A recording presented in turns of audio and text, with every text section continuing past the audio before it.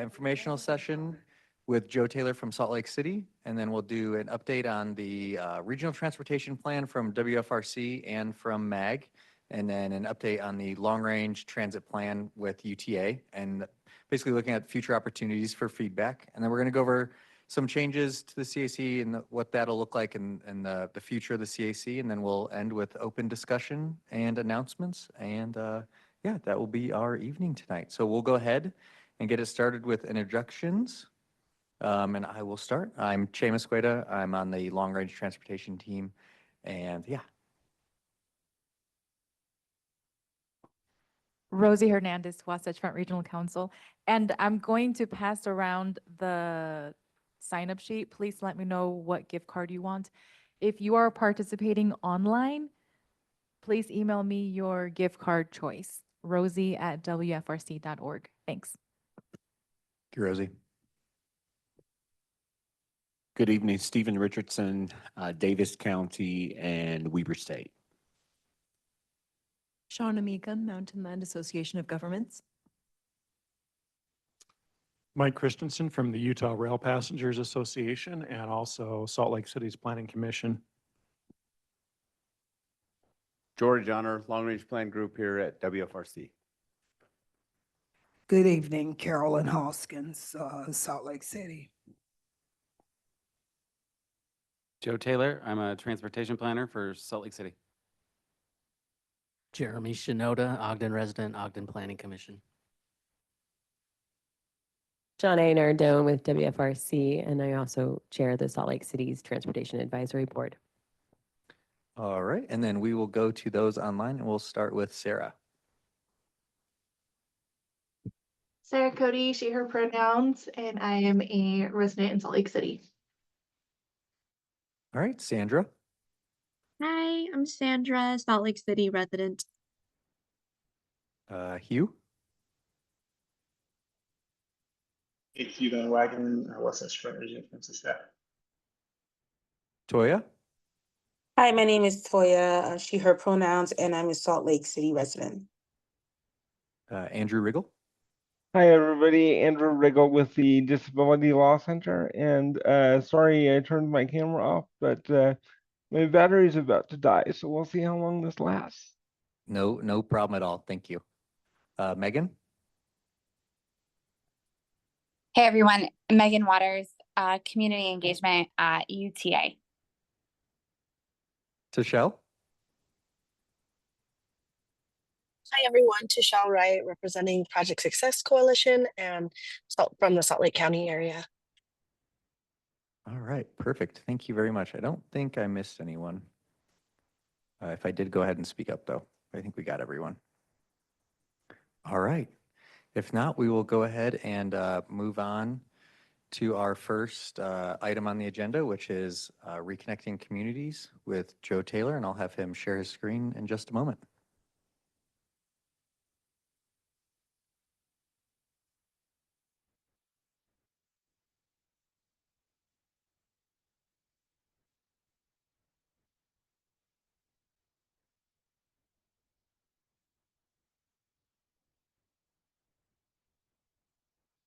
All right.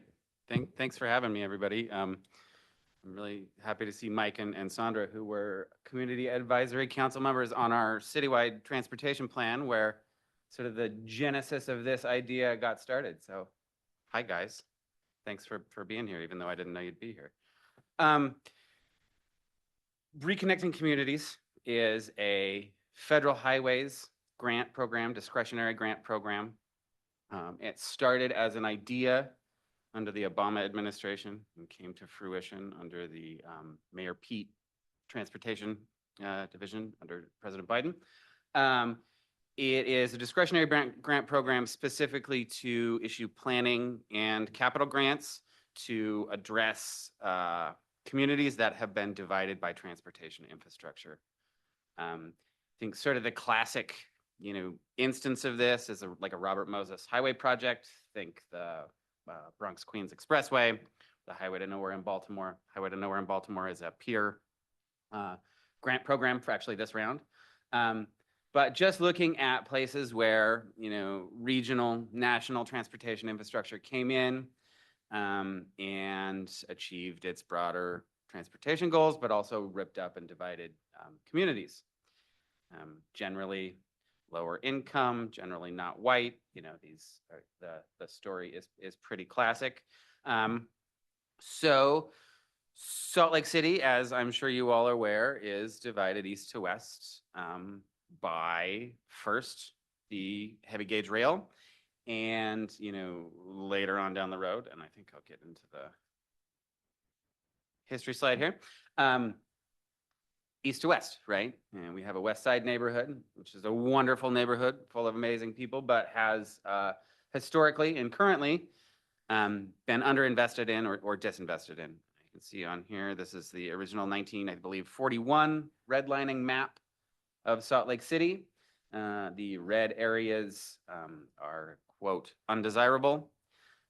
Side note, redlining in Salt Lake City is one of the few documents that doesn't specifically mention race. Salt Lake City was 99.7, if I'm not getting it wrong, percent white at the time. But it does use pretty gross language about class, undesirable communities. And that's, sort of how the pattern of investment in the city began. And the legacy of that certainly continues. You can see here, the rail's not on there. I probably should have drawn it on there, but the west side is a lot more red and yellow than the east side.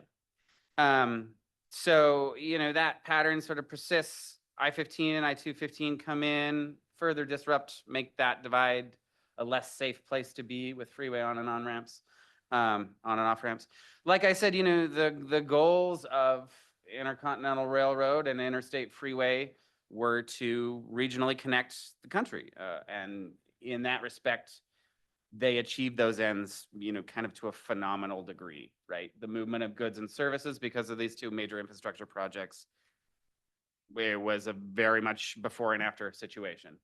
What they didn't do is make any consideration or saw as collateral damage any impact that the local communities where this infrastructure was built might see as a result of neighborhoods being physically divided or ripped up.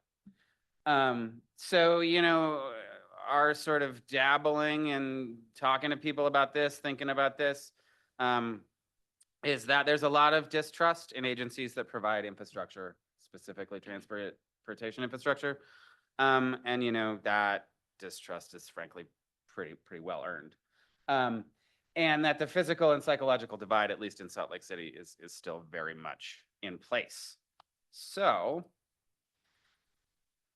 not myself, which is sweet because I can brag about how great the grant application is. I didn't write it, but our team wrote a really great Reconnecting Communities grant application to address the east-west divide in Salt Lake City. It is a 2-year project that we are just about to kick off, hopefully in January. That's really rooted in a community conversation. It's all about co-creation. This is not money to build something. This is money to have a conversation that will hopefully end in designs that we can seek funding for.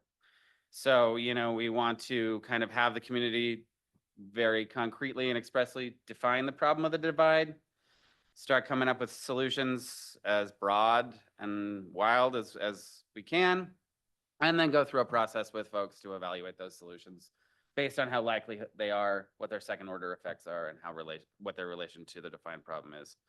The hope then is to then come together and pick one or a program of these solutions, design them to a planning level, and then seek to fund them. So, in the spirit of the Reconnecting Communities program and also the grant application as it's written, we very much don't want to come into this with any kind of a solution already in mind. This could be burying the freeway, burying the train tracks. It could be a series of bridges and tunnels. It could be anything from community centers to advocacy programs. We're not at the point where we know what it'll look like. That's up to hopefully our good and thorough engagement to get that out of the specifically affected communities. Of course, everybody, who's ever bought a pack of gum in Salt Lake City is welcome to participate. We are going to focus our engagement directly on those communities that are directly affected by the divide in the city. This idea of a citizen advisory council, I think, should not be new or crazy to you as a citizen advisory council. But getting one of those off the ground for this project is our first priority. And they'll be directly involved in all of the work from the engagement plan all the way to, picking a design to address Mike's specific comment earlier. They'll be paid. Also with our heavy emphasis on our friends in the city that do the good nonprofit work, the CBOs, we want to include them as much and often as they want to be included. And then, we want outreach to be, of course, online because it's easy and it's good for most people or a lot of people, but then also on the ground at the divide on the west side as much as we can be. So it's just kind of by the numbers. For a transportation infrastructure project, this is not a ton of money, but for a planning study, this is fairly significant. And it is a partnership between Salt Lake City, the Utah Transit Authority, who've been really awesome in a number of ways, financially and otherwise, and the USDOT. We have $225,000 in the grant specifically dedicated to community-based organizations and our Citizens Advisory Council, and then $90,000 that will go specifically to an artist or group of artists. And our Citizen Advisory Council will help shape how that artist is going to be taken advantage of, but it's sort of my hope that it will be very public-facing and involved in the project. We're looking at 2 years, hopefully starting early January. And then, our friends at the Utah Department of Transportation, because of their experience in being a grant recipient, have agreed to sort of be the bank for this project. And then these are just all the other folks, the likelies who've been great in helping us out in terms of getting the grant, reviewing all of the budget documentation, and hopefully will be our partners going forward. So hopefully that was somewhat informative, and I'm happy to take a stab at any questions folks might have. Is there any questions anyone has at the moment? Go ahead, Jenny. Okay. What are you guys thinking about how you're going to appoint the citizen or community board advisory? Sorry, words. Yes, so I think it'll be an application process. And UDOT was actually really strict on not having anybody from the consulting firm, anybody not in Salt Lake City, but anybody who's managing the project, i.e. me or at UTA, reading those applications. So they'll be scored, hopefully by folks at UTA and the city and maybe even WFRC, based on the expertise we're looking for is not so much transportation planning or engineering expertise, but sort of lived expertise in the community and frankly, access to networks that we sort of suck at interfacing with as Salt Lake City transportation. So these individuals will live in the city. When we did this with the citywide transportation plan, I think the requirement was that you either had to live, work, or go to school in the city. I don't think that we've formally agreed on anything like that, but yeah, something like that for sure. Thank you. I had a question. Oh, you first. Okay. Oh, I was curious about the art aspect. Have we ever included art in a transportation project before? Right now, and it's not my project, so I'm going to talk about it not very much because I don't know that much, but they are redoing the 4th South Viaduct bike lane, and that has an artist. It is as much an art project as it is a transportation project. It's really new. Other than that, I don't know of any examples. I would assume that it's happened before. I know art as an engagement tool has They did a really cool, mural project when they opened Three Creeks. So there's some precedent for it, for sure. We had one right before you go, Stephen, real quick. Sandra had her hand raised up. Sorry. No, you're good. I don't know if this is something you would have the answer to, but with the I-15 widening project, how might or might not the study findings here impact that?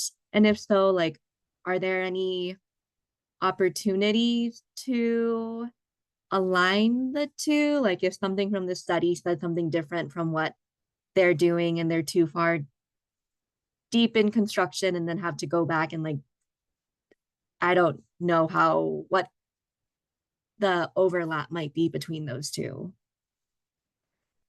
Yeah, no, it's a really good question, Sandra. And there's, a bunch of examples of that where like, I think we are, at least in the grant application, which, is what the Fed's funded, so we have to honor it as much as we can. Really clear in the notion that like, we're not gonna put any artificial limits on what's proposed. But I think we also want to be as honest as we can about what we as Salt Lake City have the ability to affect. The interstate freeways is a federal facility under the control of the state DOT, and we can ask, we can protest, we can petition, we can try and work along with them. But just like the Union Pacific or UTA for that matter, they don't have to do what we tell them. So I think there will be a component of this that's kind of like coming to the understanding of what's possible. And I don't mean that in the sense of like, oh, you can't build this major thing, just like, maybe what we come up with is a plan to try and influence future political campaigns as opposed to, a specific transportation piece of infrastructure. But also as being as honest as we can about, what we have the capacity to affect. Hopefully that answers your question a little bit. I was just going to ask, I may have missed it in the earlier phase of your presentation, what precipitated or who precipitated this initiative or application for this grant? Like, I like to know the background so we can know where we're trying to go with this. Yeah, so I think concern over the east-west divide well predates what I'm about to talk about. But for me, and I think for the transportation division, we just updated our citywide transportation plan. And it became really clear that the east-west divide is the single biggest transportation issue in the city. And so I think following the adoption of that plan, which doesn't say what to do with the divide, but basically says you really need to do something about the divide, kind of concurrently with this kind of, frankly, unprecedented federal program to sort of go back to the community and really talk about redressing harm and those two things kind of lined up that are, amazing grants people were like, well, we at least got to put our hat in for this one. And then we ended up getting it. So great job. Toya, you had a question? I do. And this question is mainly to something that was mentioned. I wanted to just ask what challenges are you having, or your team is having with engaging like the front-facing consumers and stakeholders? Yeah, so we are still swimming deep in bureaucracy to get it off the ground at this point. And so for this particular project, we haven't even really started. But I think just generally, and hopefully this gets to what you're asking about, at least in Salt Lake City, I'll speak only for Salt Lake City transportation because I don't want to talk about anybody else, but we have a really great relationship with a lot of communities in our city that are really, really well equipped to demand things of us. And they often get what they want because they know how to contact their city council person and know how to go to a planning commission meeting. And you get what I'm saying?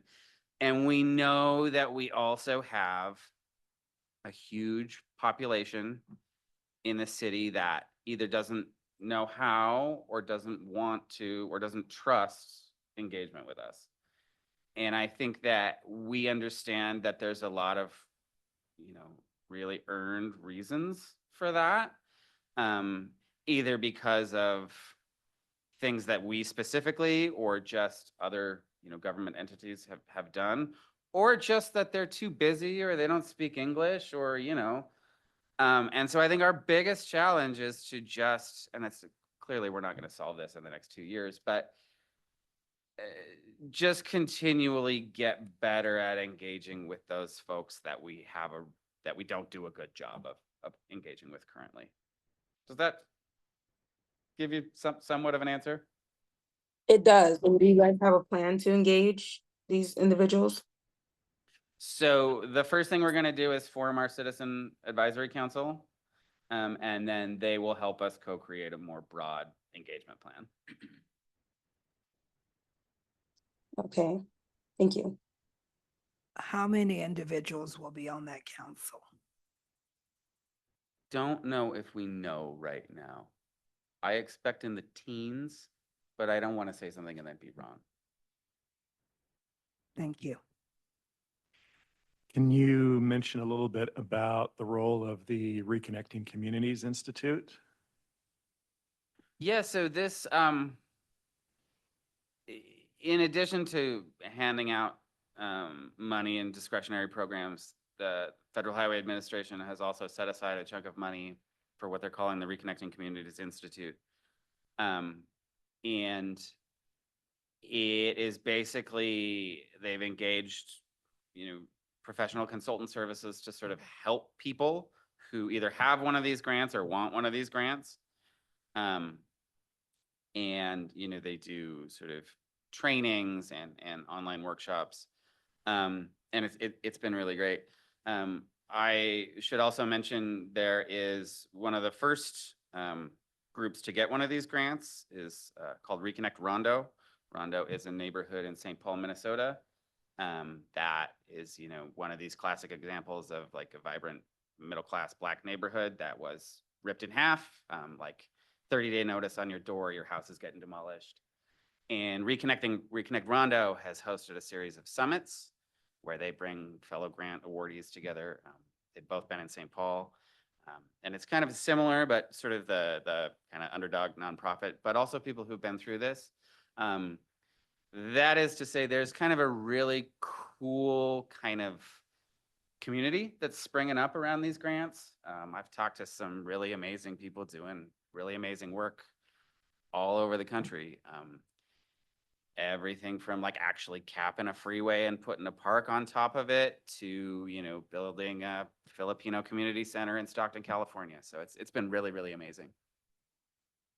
Yeah, I have to say that was a bit of a loaded question because I'm also serving as part of the Reconnecting Communities Institute. But it has been very interesting for me because there has been the recognition in the U.S. Department of Transportation that it is hard for a lot of the communities that have been harmed in the past to access the help that they need. So that's part of this whole effort is to be able to get people connected to the resources that they need.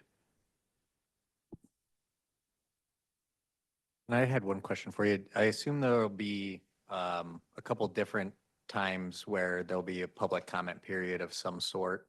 Do you know, I don't know, perhaps when, how many? Probably not, but just curious. No, I think that, over the next 2 years, there will be a lot of touch points, probably in 3 main phases. I will guarantee you right now that there will be an email address set up that I will respond to that will be open the whole time. But yeah, this is very much a public-facing project that we hope not to do to the community, but very much with the community as best we can. Perfect. Thank you. Did anyone else have a question online? No? Oh, yes, there's one. Toya asked, how much weight would the voices of citizens council members hold in decision making? So citizen counselors will basically not be running the project in the sense that they'll be doing the bureaucratic work, but they'll be the decision makers. Yeah. Right, so it'll come to, basically it'll come to a vote and then they'll vote on whatever the action item is, correct? As I see it and hope for it, our influence will only be to provide information and resources, and they will be making the decisions. Awesome, fantastic. All right, well, if nobody else has any questions, thank you very much. We appreciate it a lot, and I'm sure there'll be many emails that will go out, but just in case, is there, what will be like the best avenue to be looking for information on this project for you Yeah, guys? I mean, we can definitely, if this committee is willing, we'll use you as a conduit to get initial information out. So I can, connect with Janae or whoever makes sense, and we'll keep you as updated as anybody else. Perfect, that would be great. Well, thank you very much. We appreciate it a lot. Yeah, thank you. I'm gonna go rescue my mom from my son if we're all done, but thank you, guys. Thank you, Joe. Have a good rest of your night. All right. And with that, we will move on. Make sure I have the right window open. There we go. All right. So now what we're going to do is we're going to talk about, basically, we're going to go over an update to the regional transportation plan and the long-range transit plan process and the future opportunities for feedback. So as and you guys know, and that we've talked about before, our regional transportation plan goes in a 4-year cycle. And right now we are in a point of aspirational brainstorming, and that's what we basically did this fall. As we went out to we created different workshops and went out to different communities and talked with their elected officials, city planners, and what have you. We basically had maps in front of them, and they jotted down ideas, and what we use that information for is to collect that from 8 different workshops. So we have like 80 different maps that have all of this information on them, and we take that feedback and then we form a long list of projects, and they get sorted. And when they're getting sorted, what we'll do is we'll come up with a preferred scenario. So that scenario will have, hey, this is ideally what the regional transportation plan will look like. And then we'll go out for feedback again next fall with that preferred scenario, and we'll get feedback on those maps. So this is what we're kind of in the middle of these two right now. We're going into starting to create our preferred scenario over the next couple of months and going into next fall.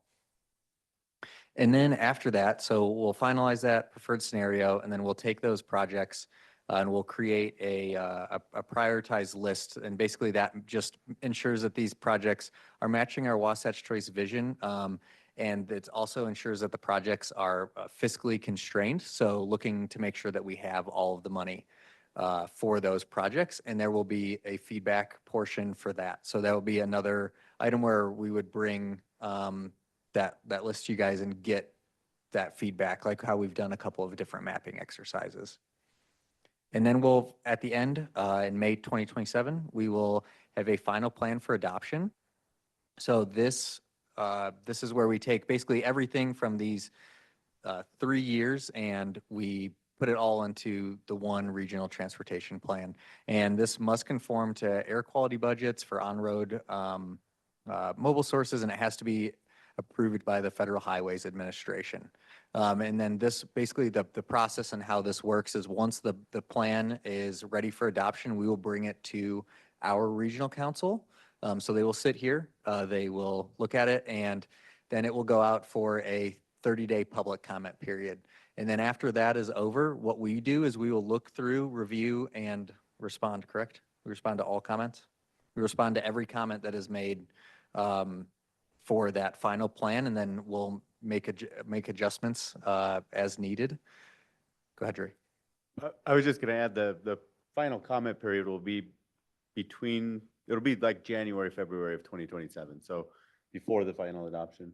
Okay. I think what you said. Yeah. Okay. Yes, correct with what Dre said. And then after that public comment period, then it will get approved by the Wasatch Front Regional council members. But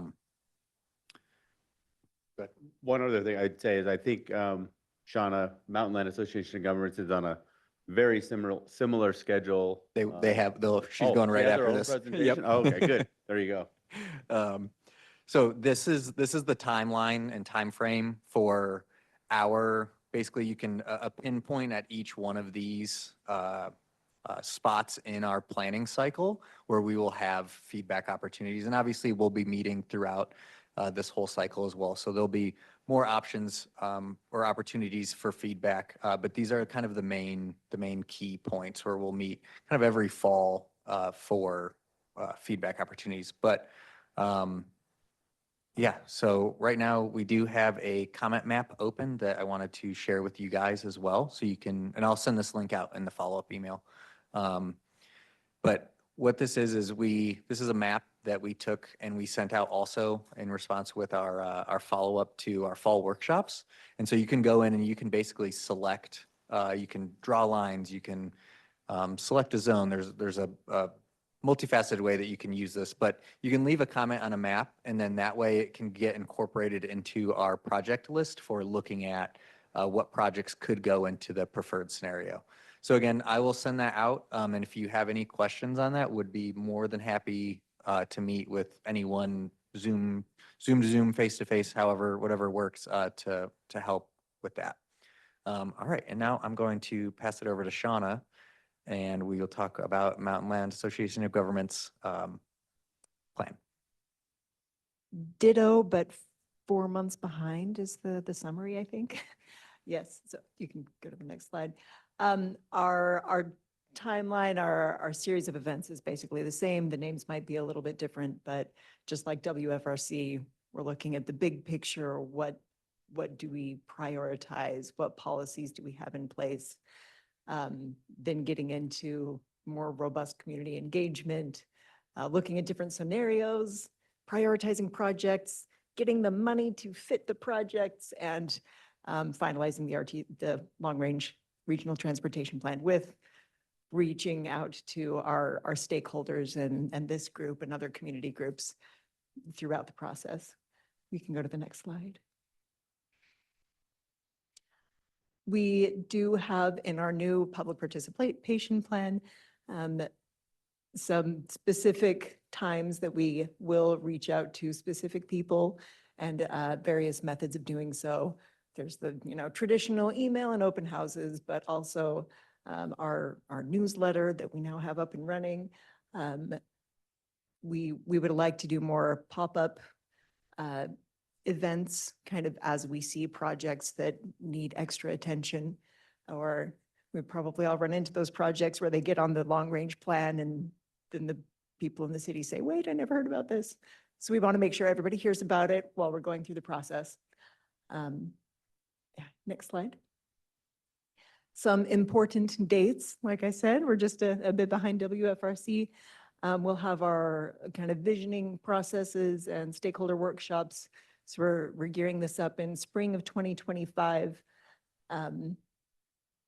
We will get with you again and ask for your input and also input into our stakeholder group. Who are we not building relationships with that we need to hear from in order to have an equitable plan? And then in late 2026, we'll be following up with the communities and adopting in 2027. And I think that's it for me. Any questions? No? All right. Thank you very much. All right, not to put you on the spot, Olivia, are you ready? Okay. All right, so yeah, in similar vein, we're going to be talking about the UTA Moves 2050, which is our long-range transit plan. You can go to the next one. That's okay, thank you. And so a lot of these slides essentially are kind of from our first iteration. Right now, where we're at, because our last one, our 2019, 2023 was our first iteration, or 2024 we adopted. Right now, our biggest thing is making sure we're aligning with both MAG and WFRC as our service area covers and will be in both of their plans. And so kind of as this was our focus of the first one, responding to needs, thinking big. Go next one. This is an overview, and we'll be following essentially the same overview as we have here in the plan. So kind of we have the plan definition, but now kind of refining based on what we're hearing from the first one, and then going into outreach, the needs assessment, more outreach as we go through, and then the scenario development to get to the final vision. And that kind of dives a little more into what we're seeing with the different evaluation criteria, which also follows closely with what MAG and WFRC are doing. And we're making sure our biggest thing, I think, this round especially is making sure we're all on the same page, and as all of our plans are being developed and continuing to build that. And next we have kind of what we did our past engagement, and we're going to continue doing similar exercises here with different listening sessions, public meetings, online engagement, and we're also looking to continue to make a more robust engagement this next cycle. And so I think the biggest thing right now, we're doing internal feedback from everyone. So kind of hearing what all the different departments, where their feedback is on the last iteration. And then we're going to really have that help shape what we're focused on for the next public outreach sessions. And that's kind of, yeah, our summary. We're still, as we're on our second iteration, we're really working on that foundation and what that looks like, and working with all the MPOs on that. So quick overview, but if there's any questions or anything. Yeah, if anybody has any questions for basically Olivia, Shauna, or I, it is a lengthy process, and there is a lot of times for feedback and input, and we'll always be bringing them to all of you and finding ways that we can provide good opportunities where your feedback can be used and can help shape this plan. And that kind of goes into one of the next things that we wanted to talk to you guys about, which was different outreach organizations. So this is not all of them, because not everyone has a logo or a symbol that I could find a picture of online. But this is quite a few different organizations that we do outreach to. And we basically wanted to kind of open it up and see if there's anyone that you all believe that we're missing, if there's different organizations that we could be reaching out to and are currently not. And we would love to hear kind of some feedback and some thought on that, and as well as just if you have any thoughts on feedback opportunities. Yes, Toya. Yeah, so I have some questions about what you guys describe as reaching out and how you guys are engaging in some of these communities. For anyone in particular, or just in general? Just in general. Just in general. So for us, this is one of the avenues that we do this for. And then another one would be like our fall workshops, where we are going out to the communities, and another, we'll send out like emails to different organizations. So we have those lists. So basically, like, we have all of these organizations that you see on the screen and more on an email list that we'll send out informational materials to and feedback items to get that. And I don't know if Shauna or Olivia have any other comments on that. I'm pretty sure the last go around WFRC had big posters at the transit station, right? Talking about reaching out with people that way. I know that building relationships with communities and with groups that represent the communities is kind of a process, something that we should be keeping up over time. If we only come once every 3 years to ask for comments, it's difficult. So we have in the past presented at neighborhood community meetings.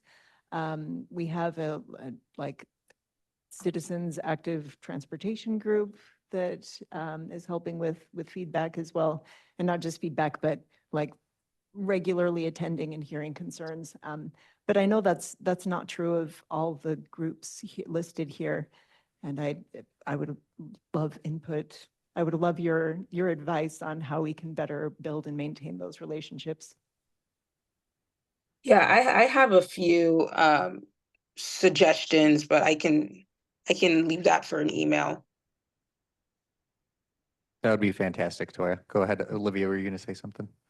Oh, I was just gonna add on, yeah, we do, also similar to the workshops, I think one big thing, at UTA, we have a lot of different plans. And so right now we're working on kind of getting that are all updated on a cyclical basis. So having a really big foundational community engagement plan where we're making sure to have kind of fixing or reaching those, sorry, none of those words was what I was trying to say.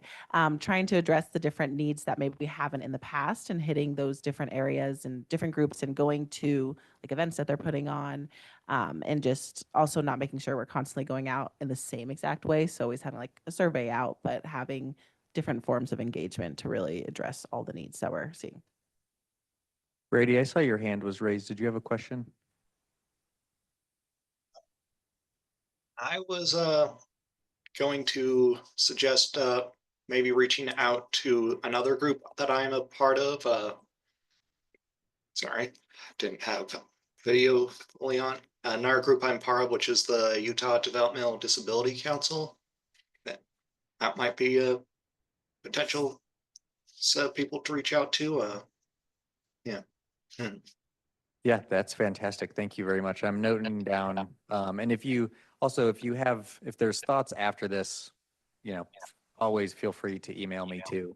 But I'm writing down the few that I've seen in the chat, and yeah, because it is a big thing. And like Shauna was saying, there's different ways that we've done it in the past with flyers and handouts, and looking at different ways, I guess, of reaching those who perhaps maybe don't have an online presence or don't utilize that resource and are more kind of like a community oriented and perhaps, don't get out, or like different types of people that aren't on Instagram or what have you, because obviously that's really important, especially with like elderly communities or lower income areas that perhaps might not have access to different types of electronic devices.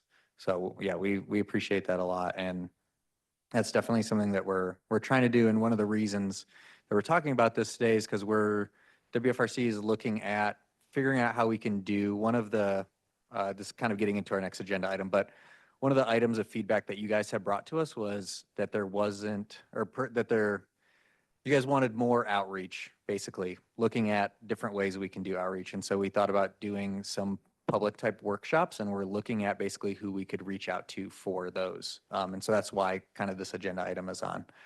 Tashelle, you had a question?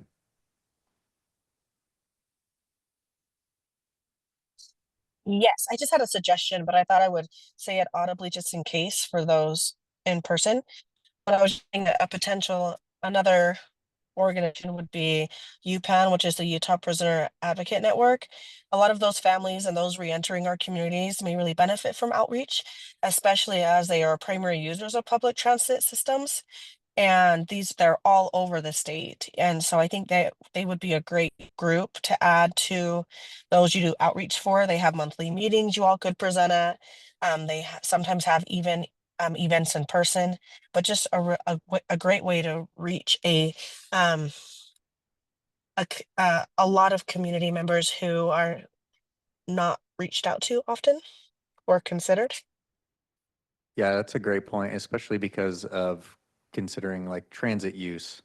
That's a huge community that utilizes that function a lot and relies on it. And so that's a great point for feedback. Thank you very much. Did anyone have, before we move on to the next thing, which is also sort of tied to this, did anybody else have any questions or wanted to say anything before I move on? I just wanted to chime in, Che, this is Megan from UTA. I just appreciate everyone kind of generating some of these ideas. We do have, we have a starting place, but the more we can hear back from you guys about where else we need to be, I think that's super helpful. So we are just in the beginning stages right now of the long range transit plan outreach and engagement, but we'll be generating basically like a database too with contacts. So if there's specific people you want us to be reaching out to connect with some of those organizations, that would be helpful information. Yeah, it would be greatly appreciated. And what we'll do when we send up the follow-up email, I'll just put in, Rosie and I will put in a reminder that of just this thought to think of different communities that we can reach out to that perhaps we're not, and if we are, we can obviously say, hey, you know, we're doing outreach to this this community and let you know that they're not that they're on our list already. But the more the merrier. So, all right. Well, with that, I will move on to the future of the CAC. So, starting this year, in the new year, 2025, our first meeting will be held in February. And that is because we're going to be switching over to a fiscal year calendar, or excuse me, we're going to be switching over to a calendar year from a fiscal year. And we figure that'll be a little bit easier to manage. And we're still going to be doing the every other month. But it will be, our first meeting will start in February. So that it'll start, I guess, on that calendar year there. And then there's a few vacant spots right now. And so we are still working on a little bit of the restructuring of, I guess, like committee members and the membership and kind of what that will look like going forward. We don't have everything finalized yet, but there will be a call for new committee members to fill the vacant spots. And we'll have the application open, and we'll of course send that out to you guys if there's people that you want to share it to, and we'll be sharing it to those organizations that are on our outreach list as well, because that's one of the things that we want is to have, you know, different communities represented, because that's what we're here for. And so the next part is we had our feedback session. I don't remember exactly which meeting it was, but where you guys had given us a lot of feedback. And just a few of the main things is, one of them, I guess, was it was communication. And it wasn't necessarily that we're not communicating enough to each other, but that there isn't a space for sharing, and that there isn't a space for creating like a chat and an area where you guys can pull data from, or different files, to share outreach with your communities that you represent. So that is one of the first items that we're working on. We're actually meeting about it. I think there's a meeting about it tomorrow. So we're getting that going to figure out what will be the best for the Community Advisory Committee, whether that's like a Discord, a Slack, or a Google Space. And the goal with that is to have it so we have different people come in with presentations, or different information that we send to you guys via email. And this way you won't have to go through an email to find it. You'll be able to go into a Discord or a Slack or a Google Space, and those files will be organized. And then you can go, oh, hey, here's this. I can share this with my community. And that will hopefully make it more simple just to have that readily available. And then we kind of already touched on more outreach, but that was another goal, is just getting more information out, whether it's through the members or it's through us. And yeah, so we went through basically all of your questions and found those were kind of the biggest common themes. And so those are kind of our action items that we're moving with going forward.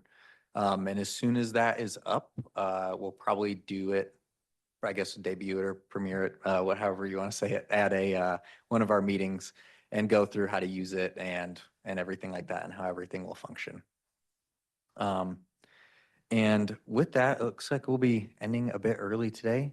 But if there is any open discussion or announcements or questions, Toya did note workshops are informational, which are incredibly helpful. However, this doesn't help build relationships. Where are your CSR programs and resources directed, and how?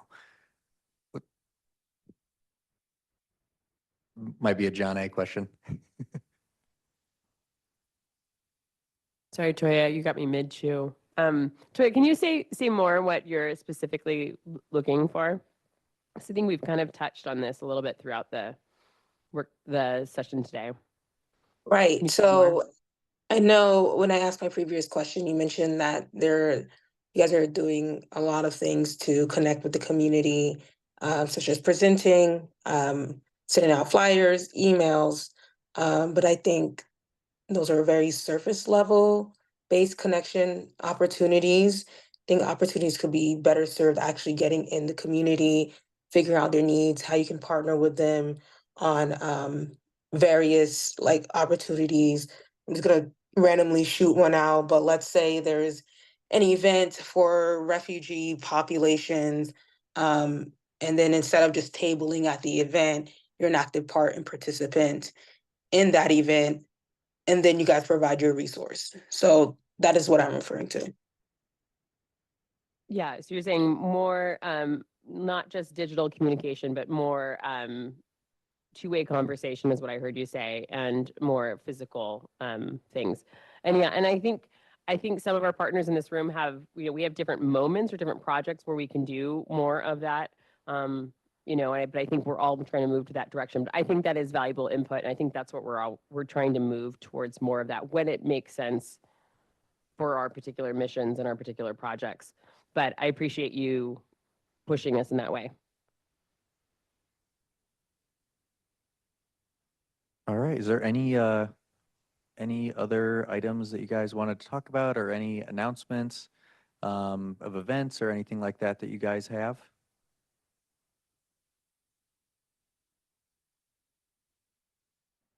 No? All I right. do really quick. Oh, go ahead. Sorry, Che. No, go ahead. UTA is holding a public comment period right now. We have some changes coming up April 2025 for service, and then there are some fare change proposals as well. You can find that on our website. It's rideuta.com/change day, or you can get there more directly, rideuta.com/April change day. I can throw that in the chat. But we are, it is a 30+ day comment period. So we're open through January 1st. We know it's not an awesome time to hold a public comment period, but gave it a little bit of extra time to hopefully get some more eyes on those proposals. So if you have interest, please take a look. If you need anything, any more information, you can contact me or contact our community email, which is on that webpage. But yeah, let me know any questions. Meg, this is Rosie. Is this the same email you sent us? And Yes, if it is, I did forward it to the Community Advisory Committee already. So you should already awesome. have that email. But Thanks, you Rosie. mentioned the deadline was extended to the 1st of January? That's correct. Okay, perfect, because this one says December 13th, so Yep, the we deadline ended should- up extending it. Thanks for noting that. Thank you. I'd also just add on to that to definitely encourage everyone to check out what's going on April Change Day, because we have a lot of big, exciting changes, and it's probably like one of our biggest one we've had in a while. So definitely share out and try to get in the public comment, but definitely just check it out as it's coming up. All right. Well, if there is nothing else, we appreciate you all being here tonight, and we will let you know when the next meeting is going out, and we'll send a follow-up. And just a reminder that if you parked here, we do have the parking garage QR codes that we can use, and then we have, if you utilize transit as well, we have the fare coverage. So yeah, thank you, everyone, and I hope you guys have a great holiday.